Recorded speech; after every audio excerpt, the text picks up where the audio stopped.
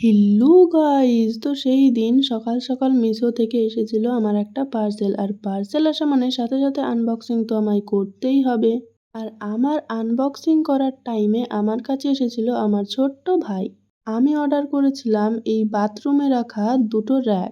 যদিও এইগুলো কিন্তু আমি বাথরুমে রাখবো না।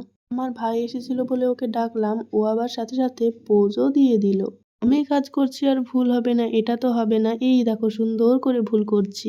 আচ্ছা কি ভুল করলাম তোমরা আমাকে কমেন্টে জানিও তো। এই স্টিকারটা তুলে পরে এটা কিন্তু দেওয়ালে চেটাতে হয়। আর এইখানেই আমি ভুলটা করেছিলাম, যেই কারণে আমি স্টিকারটা তুলে ঠিক করার সময় দেওয়ালের কালারটাই উঠিয়ে ফেলেছি। আমাকে দেখে আমার ছোট্ট ভাইটাও কিন্তু কাজ করতে শুরু করে দিয়েছিল।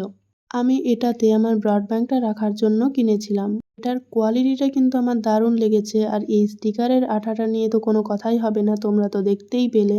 দেওয়ালের এই জায়গায় এটা দেখতে কেমন লাগছে কমেন্টে জানিয়ে চ্যানেলটা সাবস্ক্রাইব করে পাশে থেকো।